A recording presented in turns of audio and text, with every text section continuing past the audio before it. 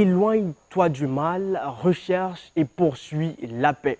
Une recommandation de notre Dieu qui nous invite à nous éloigner du mal, à rester constamment à la recherche perpétuelle de la paix.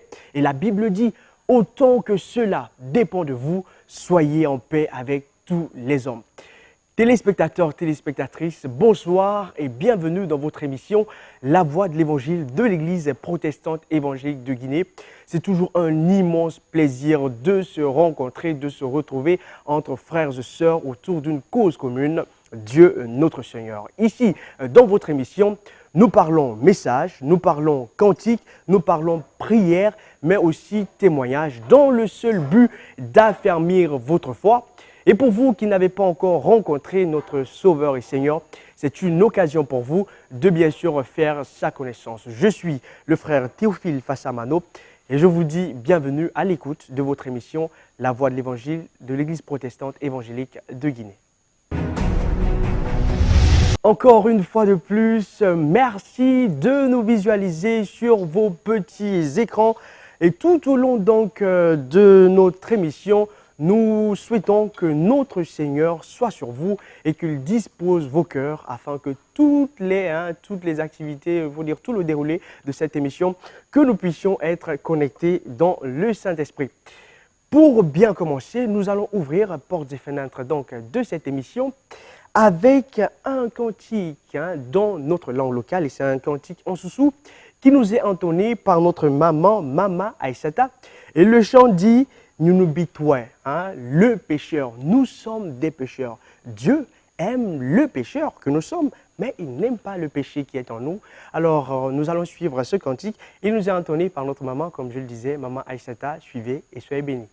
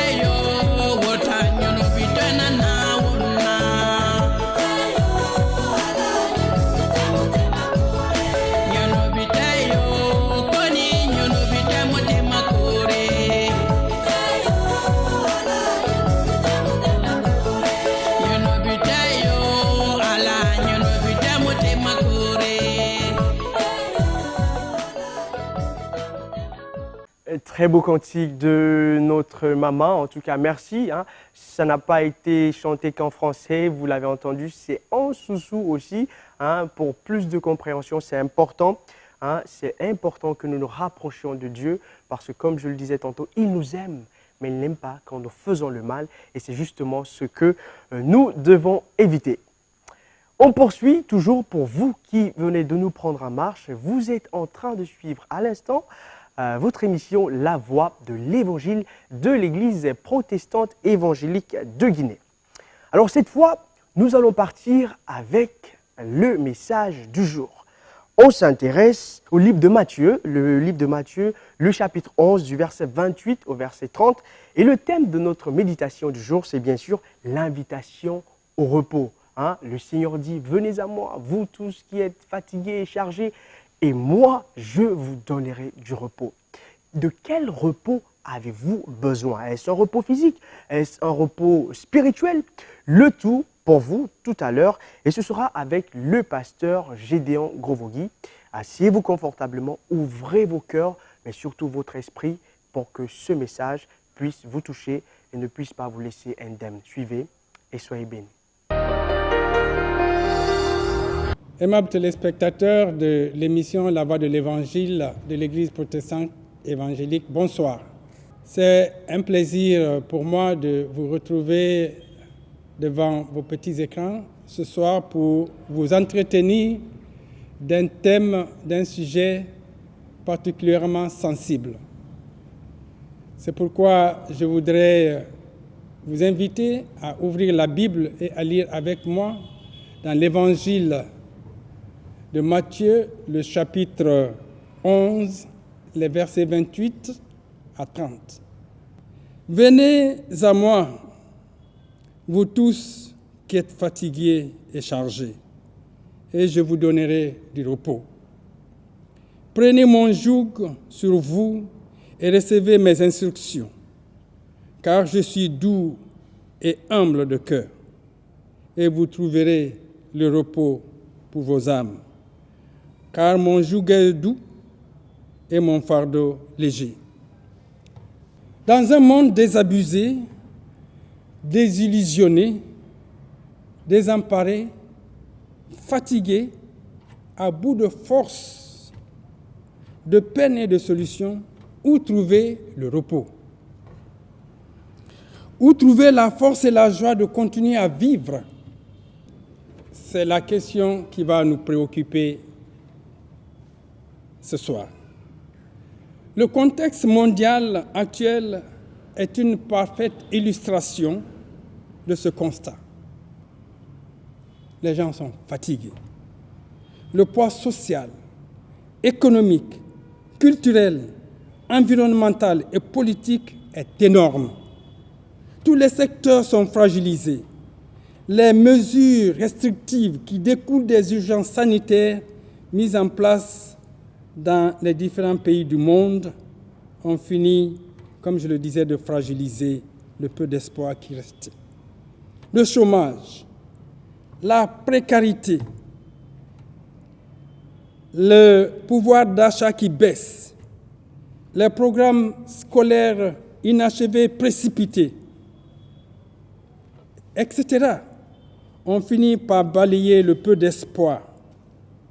Les spécialistes et les experts se trouvent pris entre le marteau et l'enclume.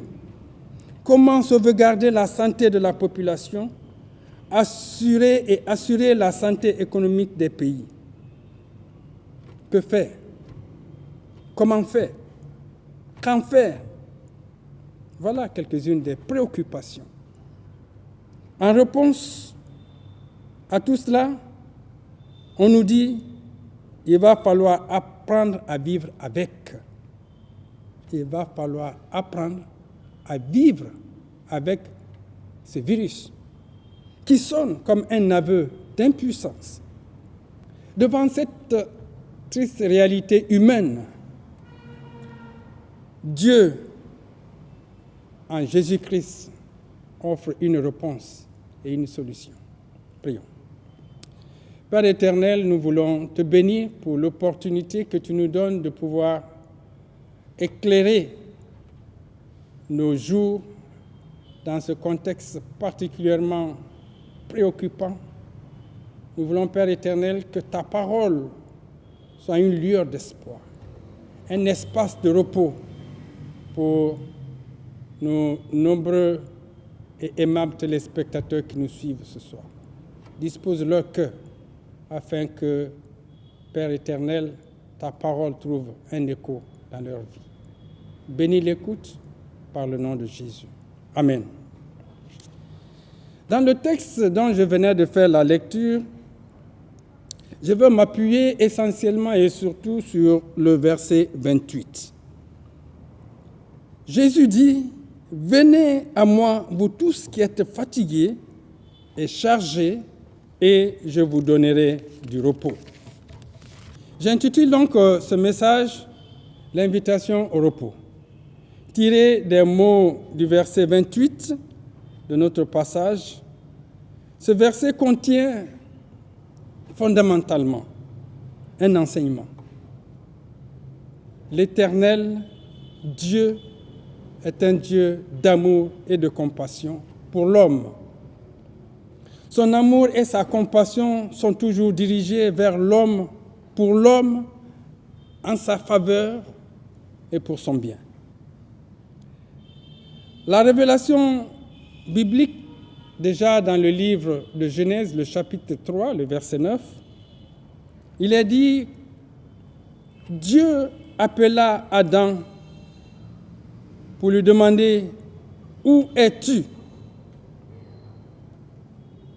Dans cette visite que Dieu avait l'habitude de faire au premier couple, après avoir péché, Dieu vient les chercher. Dieu vient à leur rencontre avec cette question. Adam, où es-tu?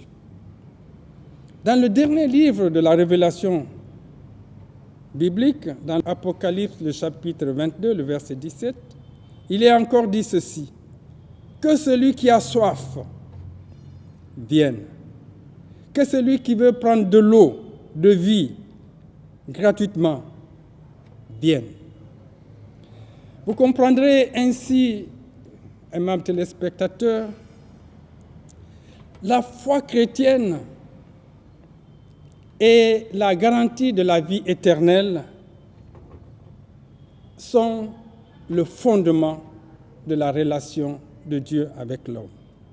La réponse même de l'homme à cette invitation, à cet appel, consolide cet amour de Dieu dans la vie de l'homme. Dans le verset 28, pour revenir à notre texte, Jésus fait un appel pathétique, un appel du pied, je peux le dire, à son auditoire.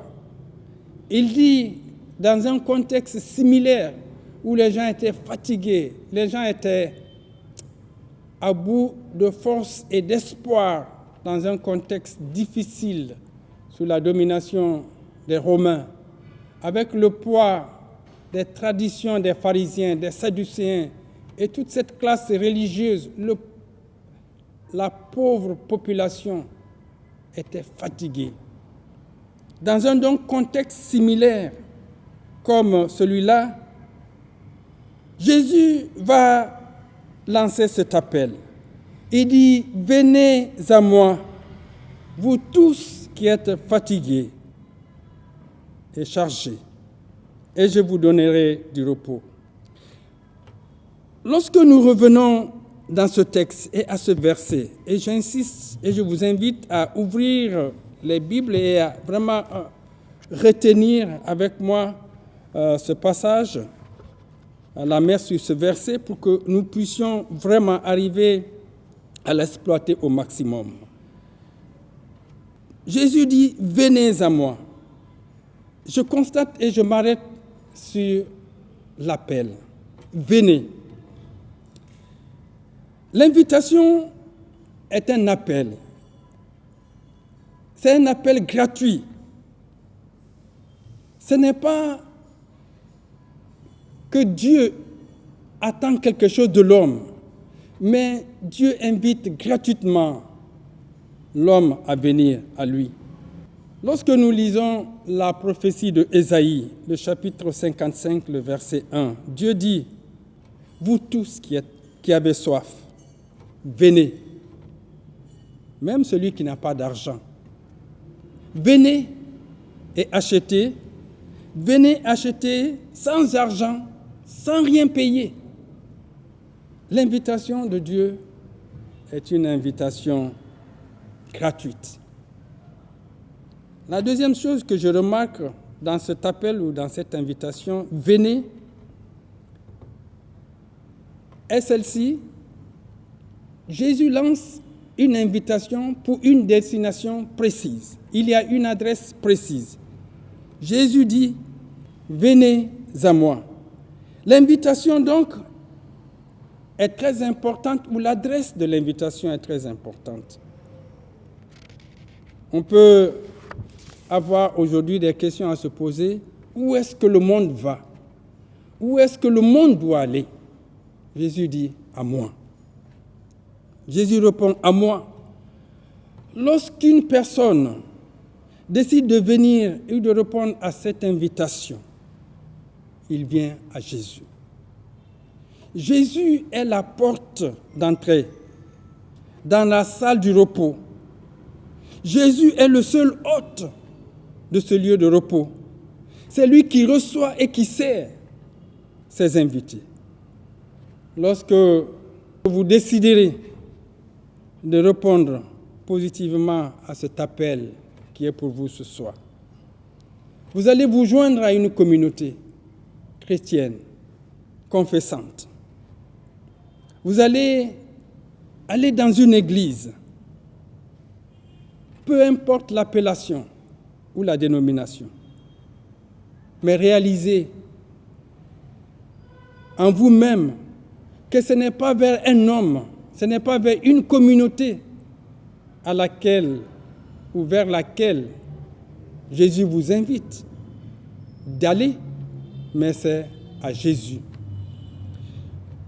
Cela comporte ou cela a des implications.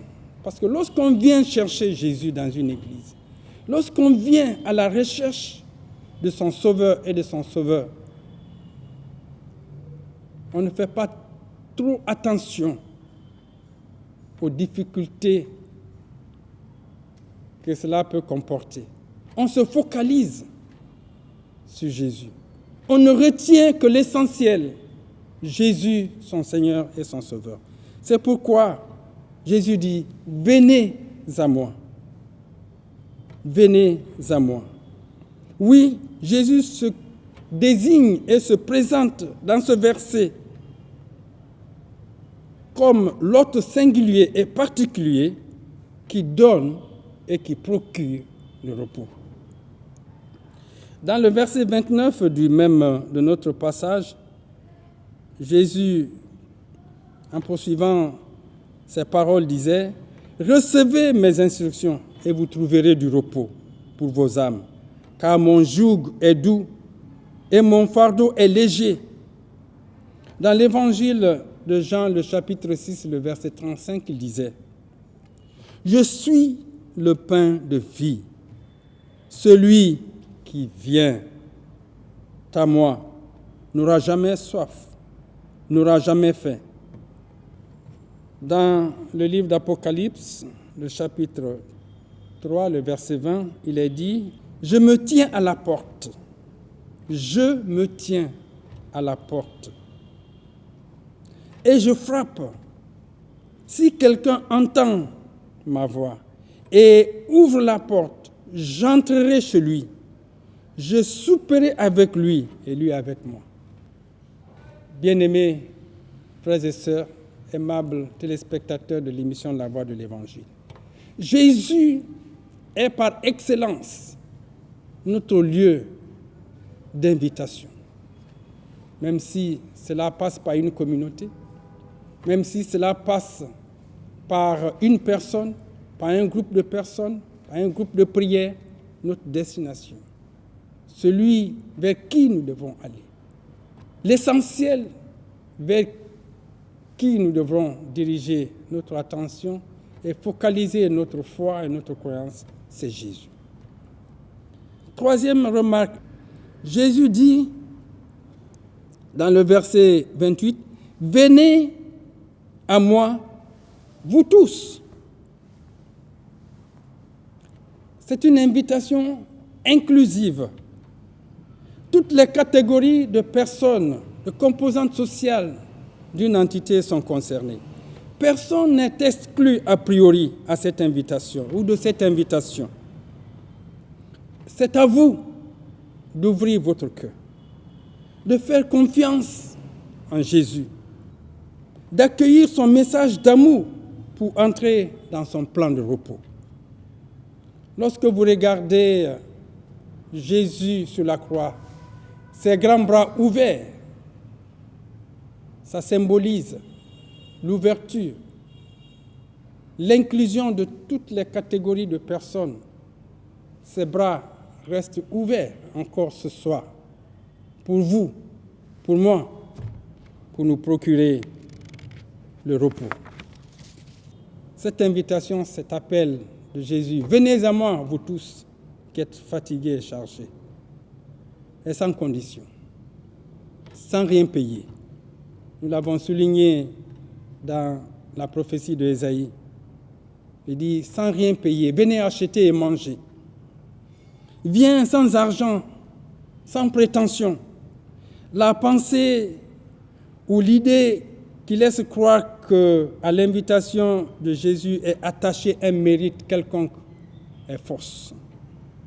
Simon le magicien, dans le livre des Actes des Apôtres, le chapitre 8, le verset 20, en a eu l'expérience avec l'apôtre Pierre. Il a pensé qu'il pouvait négocier la grâce de Dieu à coup d'argent. Mais l'apôtre Pierre lui a dit que ton argent périsse avec toi, puisque tu as cru que le don de Dieu s'acquiert à prix d'argent.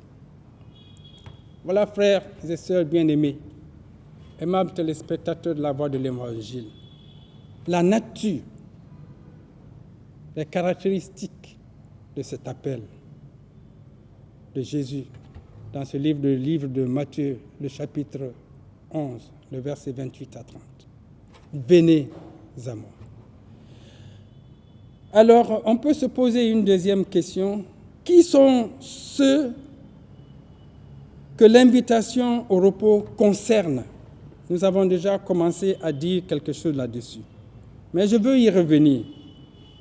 Jésus dit, venez, vous tous qui êtes fatigués et chargés. En appelant, en lançant cette invitation, Jésus désire décharger les gens de leur fardeau, ceux qui se sentent chargés, bien sûr. Il sollicite que les gens transfèrent sur lui leur échec, leur peine et leur fardeau quotidien. C'est cela le but de cette invitation. Donc, toi qui m'écoutes, cela te concerne. Tu es concerné. Viens si tu te sens fatigué de ton fardeau. Dans ce contexte, ou dans le contexte de ce passage, ces deux mots désignent deux idées distinctes avec des nuances. Et je voulais juste apporter. La fatigue suppose le travail auquel un homme se livre en vain pour satisfaire aux exigences de sa conscience. Alors, le fardeau, c'est plutôt le lourd poids de sa misère, des échecs, des épreuves qui n'ont pas été concluantes et toutes les peines que cela porte sur l'homme dans sa vie. Donc la fatigue et le fardeau dans ce contexte désignent des catégories de personnes et d'individus avec leurs problèmes particuliers. Jésus dit, venez à moi, vous tous qui êtes fatigués, vous tous qui êtes chargés. Si tu te sens fatigué, chargé à bout de force, à bout de solution, Jésus t'attend. Il t'appelle. Il t'attend. De pied ferme, il veut que tu viennes. Il veut que tu transfères sur lui tes échecs. Viens tel que tu es. Viens tel que tu es. Ne te juge pas toi-même indigne à l'invitation de Jésus. Dans l'évangile de Marc, le chapitre 2, le verset 17, Jésus dit, « Ce ne sont pas ceux qui se portent bien qui ont besoin de médecins, mais les malades. Je ne suis pas venu appeler les justes, mais les injustes. » Viens tel que tu es, tel que tu te sens et te ressens. Cet appel est pour toi. Viens pendant que ta vie est envahie de soucis, de tensions et de stress. Dans la deuxième épître de Pierre, le chapitre 5, le verset 7, il est dit, déchargez-vous sur lui, sur qui? Sur Jésus, de tous vos soucis, car lui-même prendra soin de vous. Ne vous inquiétez de rien, mais en toute chose, faites connaître vos besoins par des prières, des supplications et des actions de grâce. Viens. Si tu es assoiffé et affamé de justice et de paix, de vérité, dans la prophétie d'Ésaïe 55, 1 à 2, il dit, vous tous qui avez soif, venez, et vous mangerez ce qui est bon pour vos âmes. Vous allez vous délecter de mets succulents. Dans l'évangile de Jean, le chapitre 7, le verset 37, Jésus dit, se tenant debout le grand jour de la fête sur une place élevée, il dit, si quelqu'un a soif au milieu de vous, qu'il vienne à moi et qu'il boive. Oui, il y a d'autres solutions qui peuvent vous donner un semblant de repos. Jésus se singularise et se particularise. Il dit, et moi, je vous donnerai du repos. Le verset B de notre verset 28. Lorsque nous regardons la traduction grecque, c'est même dit, et moi je vous reposerai. Et moi, je vous reposerai. Pour dire que vous allez trouver le repos dans votre âme. Tout le repos et toute la paix dont votre âme a besoin. Et lorsque nous allons dans l'évangile de Jean, le chapitre 14, le verset 27, Jésus dit, vous trouverez et je vous donnerai la paix. Pas la paix du monde. Je vous donnerai ma paix. Une paix douce, précieuse, qui est le fruit du pardon de Dieu. Jésus offre le repos. Il fait le don de sa paix parce qu'il dit « je vous donnerai ». Il fait le don de la paix, de sa paix, en disant « et moi, je vous donnerai ». Cela nous renvoie à une dimension individuelle. Il ne donne pas que la paix de manière collective. Il est intéressé particulièrement par ta paix, la paix pour toi, toi qui me regardes et qui me suis. Il veut ta paix. C'est cela qui est le point nodal de l'appel de Jésus. Tu es ciblé par l'offre de Jésus. Elle est personnelle, elle est destinée pour toi. Ce soir, aimables téléspectateurs, face à une telle invitation, j'ai une question pour toi. Pourquoi continues-tu à dépenser ou à te dépenser pour quelque chose qui ne reste pas, pour quelque chose qui ne te procure pas le repos et la paix? Pourquoi? Pourquoi continues-tu à travailler dur pour ce qui ne te rassasie pas? Pourquoi continues-tu à te fatiguer, à t'épuiser à longueur de journée, cependant qu'il y a une opportunité que Jésus te donne de te décharger, de transférer tes échecs sur lui? Pourquoi continues-tu inutilement à t'épuiser, à te dépenser, cependant à ta porte, il y a une personne qui te demande de lui faire le transfert? Tout cela n'est plus nécessaire, à mon sens. Jésus offre pour toi ce soir un repos. Et je souhaite vivement que tu puisses l'écouter, le comprendre et l'accepter. Décharge-toi sur lui, décharge-toi sur Jésus. Et à la place, il te donnera du repos. Jésus te fera le don d'un repos, de son repos. Dieu déclare dans la prophétie de Jérémie, le chapitre 31, le verset 25. L'Éternel Dieu dit, « Car je rafraîchirai l'âme altérée et je rassasierai toute âme languissante. » Aimables téléspectateurs de la Voix de l'Évangile, je ne voudrais pas que tu prennes plus de temps encore, après avoir écouté cette mission, que tu prennes plus de temps. Aujourd'hui, c'est l'heure.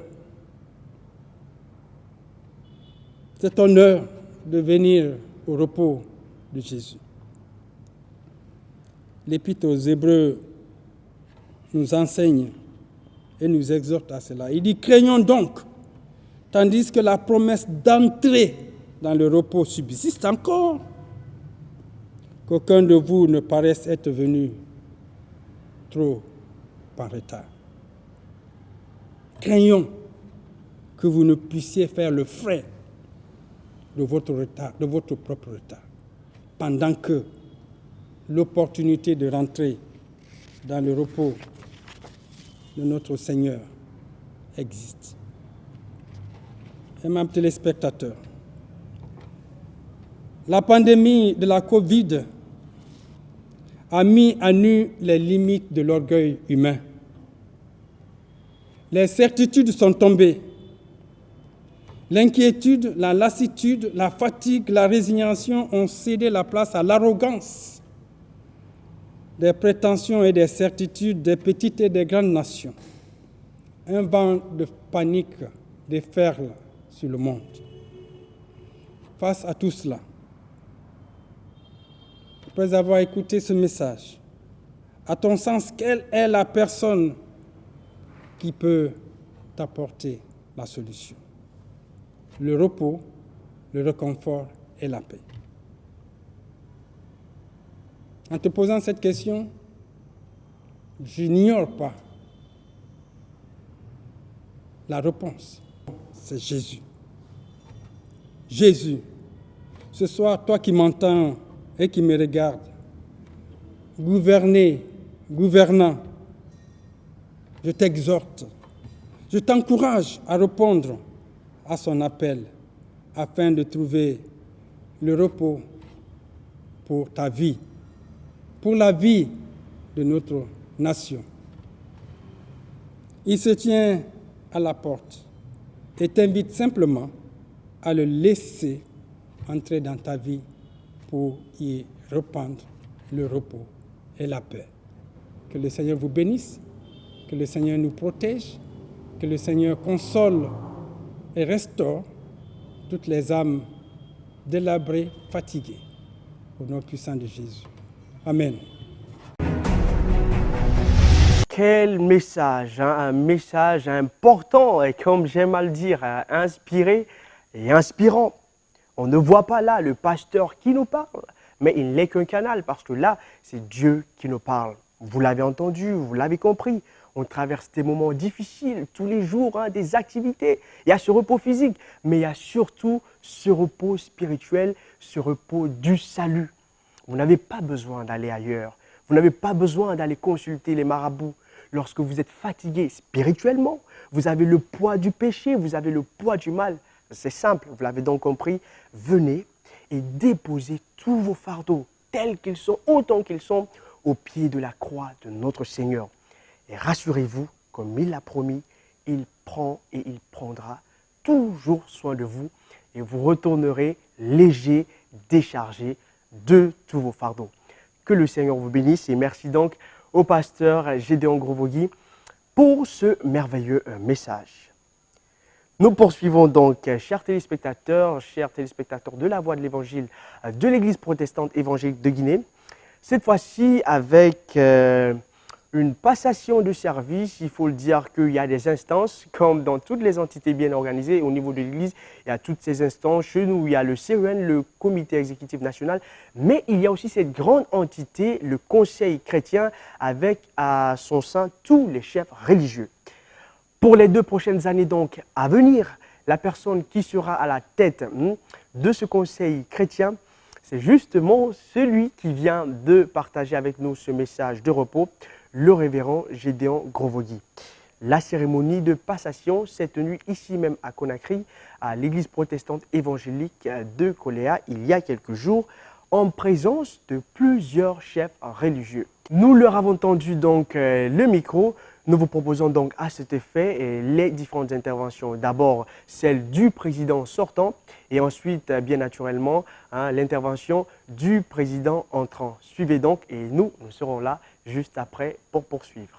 J'aime mieux qu'il dispose de tous mes talents que d'être roi. Merci de l'aider et le cœur désert sans lui. J'aime mieux avoir Christ que j'aimerais combien que le monde aujourd'hui. Excellences, Monsieur le secrétaire général des affaires religieuses,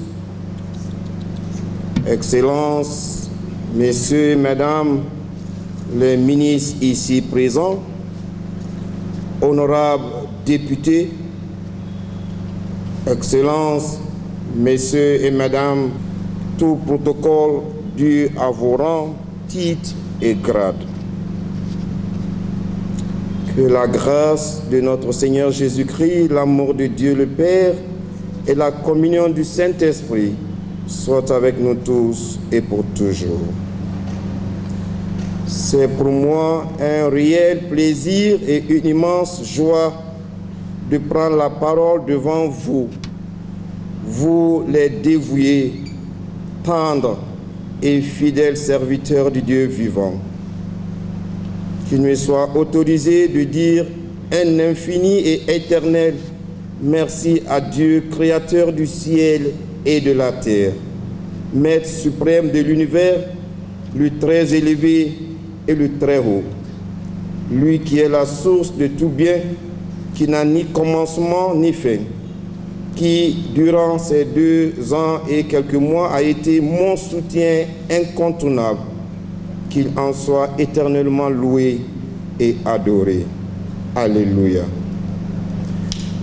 Imparfait et infidèle que je suis, Dieu a toujours été au début, au centre et à la fin de chaque moment que j'ai passé à la tête de cette gigantesque institution religieuse composée des 3 églises historiques de Guinée, c'est-à-dire Église protestante évangélique, Église catholique romaine et Église anglicane. Dans le psaume 133, il est dit, je lis, « Voici, oh, qu'il est agréable, qu'il est doux pour les frères de demeurer ensemble. » C'est comme l'huile précieuse qui, répandue sur la tête, descend sur la barbe d'Aaron, qui descend sur le bord de ses vêtements. C'est comme sur la rosée de l'Hermon, qui descend sur les montagnes de Sion, car c'est là que l'Éternel envoie la bénédiction la vie pour l'éternité. Fin de citation. Ce message a été compris par le révérend Père André Momodba Kamara, pasteur Élie Fendino et sa grandeur, Monseigneur Albert David Guillaume Gomez. Animés par cette parole biblique, ils ont œuvré nuit et jour pour la création d'une plateforme qui regroupera les églises de Guinée pour répondre à l'unité des chrétiens. Et cela a vu le jour à l'année de grâce 2002. Le Conseil chrétien de Guinée doit à ces hauts cadres religieux, pionniers.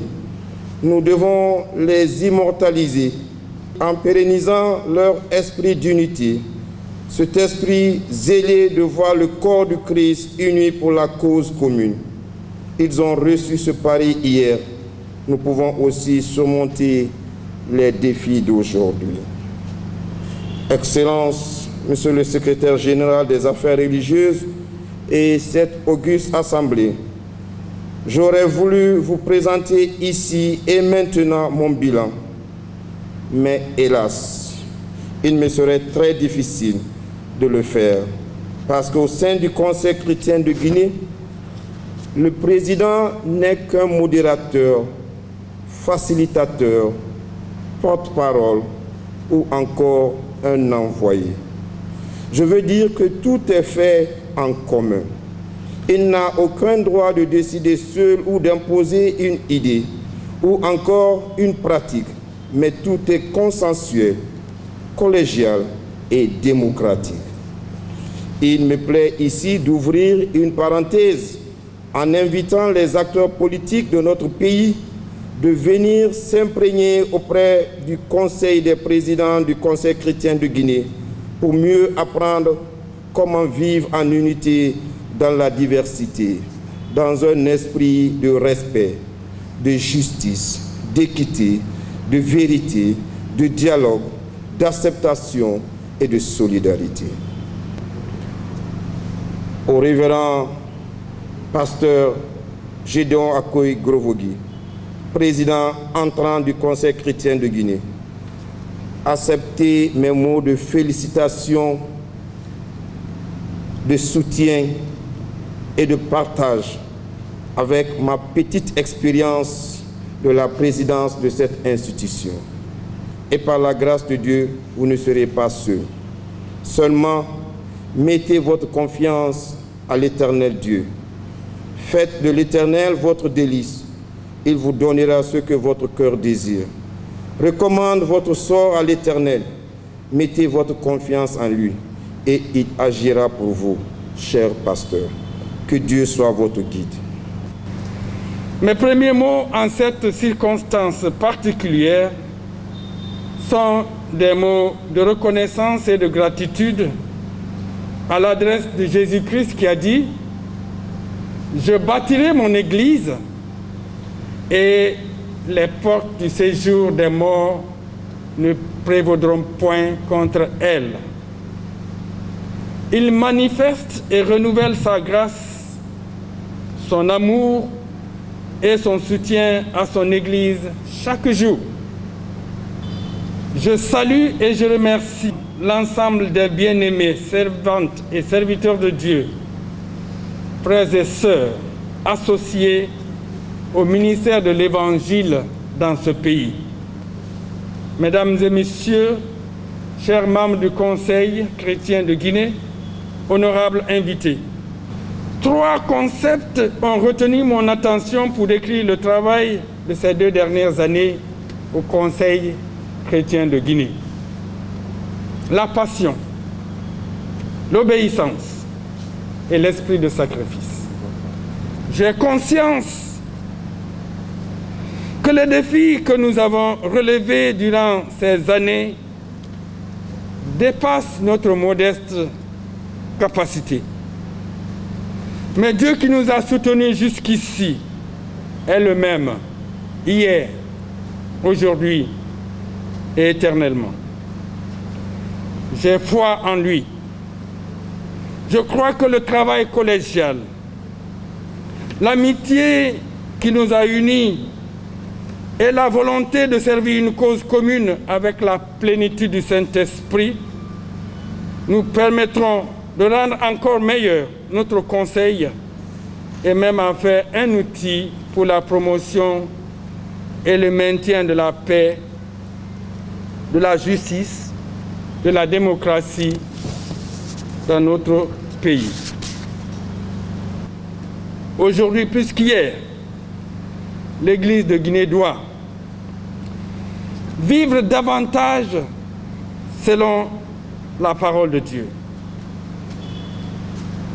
Les fidèles de nos communautés chrétiennes doivent être sel et lumière de ce beau pays, la Guinée, selon les paroles du Seigneur Jésus. Nous sommes tous témoins de la manière dont les vertus cardinales qui forgent le destin des grandes nations et du christianisme sont bafouées à longueur de journée dans ce pays. Dieu a mis l'Église devant comme sentinelle de cette nation. Les églises doivent encourager leurs membres à accentuer l'éducation et l'instruction chrétienne des enfants et des adolescents. En effet, un environnement enclin aux amalgames, à la manipulation, à toute forme de dérive et de déviation, la jeune génération est devenue une proie facile. Les églises doivent encourager la communion multiconfessionnelle chez leurs membres. Les églises doivent faire des disciples un impératif majeur au regard de sa mission première, selon Matthieu 28, 18 à 20. Le Conseil chrétien de Guinée doit imprimer une meilleure lisibilité de l'Église dans notre pays par son engagement pour la paix, la justice, la cohésion sociale, la défense des droits de l'homme et des libertés individuelles, à l'exemple de notre Seigneur Jésus-Christ. Le Conseil chrétien de Guinée doit avoir des représentations à l'intérieur du pays. Excellence, Monsieur le Secrétaire général des Affaires religieuses, Mesdames, Messieurs, chers membres du Conseil chrétien, honorables invités. Pour terminer, retenons que nous sommes une grande organisation par nos valeurs et par la richesse de nos talents. Si chaque Église, j'entends du Conseil chrétien de Guinée, met à disposition ce qu'elle a et ce qu'elle peut, nous constaterons que nous pouvons récupérer et prendre, reprendre réellement possession de notre héritage dans cette nation, comme dans le livre de Josué. Nous sommes une organisation remarquable et fière de plus d'un siècle d'histoire dans cette nation. Nous avons la responsabilité devant l'histoire d'assurer la continuité et le développement de nos communautés chrétiennes et d'assurer leur influence dans ce pays. Qu'il en soit ainsi pour nos églises respectives et pour chacun. Je vous remercie. J'aime mieux avoir Christ que la renommer. J'aime mieux qu'il me guide par sa main percée que les autres.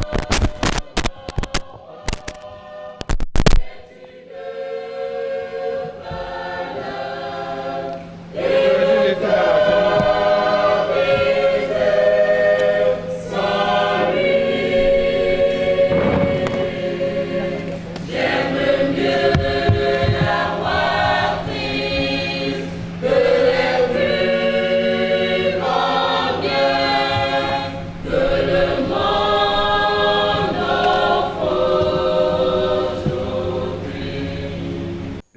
travail du Seigneur, c'est ce à quoi eux, ils s'attellent, c'est leur vocation. Et justement, nous allons tous prier et demander au Seigneur à ce qu'il soit aux côtés de ce nouveau chef dans sa nouvelle tâche et pour tous les autres révérends et tous les autres pasteurs, que le Seigneur les fortifie et soit avec eux dans le but de faire en sorte que l'œuvre de Dieu sur cette terre puisse avancer. Chers téléspectateurs, dernier virage de cette émission. Nous n'allons pas vous laisser partir comme ça. Nous allons clôturer en beauté avec un cantique qui nous est entonné par notre frère Samson.